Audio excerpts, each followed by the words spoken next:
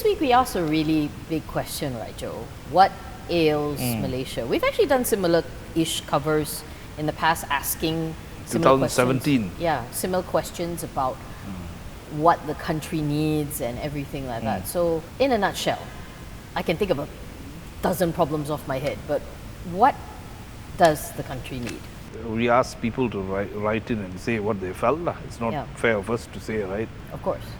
Then it was pretty tough to get people to comment. A lot of people didn't want to, backed out. They don't want to seem like they're complaining about the country, things like that. So it was pretty tough. Yeah. So I mean, hats off to all the people who wrote in, We actually got quite a few notable names as well.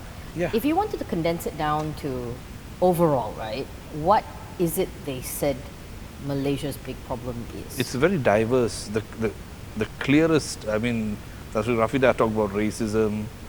Amy Morris had quite a few things to say. So Ben was also, then Sankaran was very bleak, very, very sad. I saw. Yeah, and Matthew T was, of course, construction industry guy, So he talked a lot about lack of projects, things like that. But Joe stood out.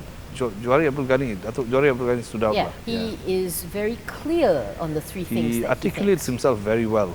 Yeah, he's very clear on the three things he thinks are the issues, and one of them is succession planning. He says that is all the infighting ain't great.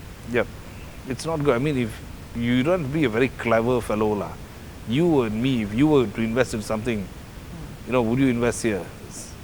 It's very hard. Yeah, exactly. I spoke also recently to another head of research, actually, talking about stock market, and he did mention that it was just uncertainty and bad corporate earnings, bleak outlook. All of that is making people sort of want to stay away.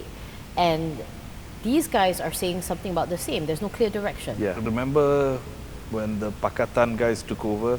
Yeah. They got rid of a lot of GLC heads. Yes. There was one guy who didn't want to take the job, So we asked him, hey, why? It's a good thing, what? And he said, yeah, then when the next PM comes, I'll be booted out. So you see, it's like, yeah. So why? You want some certainty. Of course. And then in all the mess of, a lot of the list that people were talking about, Rafida was talking about racism and how that, strikes to the heart of society, which needs to be strong if you want to go through a tough time, right? Because otherwise it's too easy for somebody to come in and fracture everybody. Did anybody offer any kind of solutions? Basically, when they tell you the problem, you have to fix it, you see. Yeah. And to fix racism and things like that is very wide. Yeah. Like the other thing Joe spoke about was flip-flops, which is bad, actually. Yeah, I mean, you look at it, Bandar Malaysia, it's back on track. ECRL is back.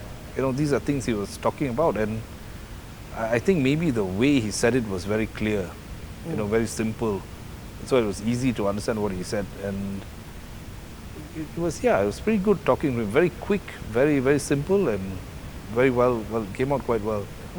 So hopefully this is a wake-up call to the current government that things are not all kosher, or at least comments like you've this. got to know, the guys in government now are pretty smart, they're not some chalang plus primary six over there. They're pretty sharp, I'm sure they know it. Yeah. You see, and Tanjung PI also, you could see, it's like, they should know, it's just, I think they'll act on it, I mean, if you and I know and all of them know, I'm sure the government knows, right? Yeah. So hopefully they do something about it? And I'm sure they'll try and do something about it. Let's see if they can. For more on the stories, pick up a copy of The Edge Weekly at all good newsstands.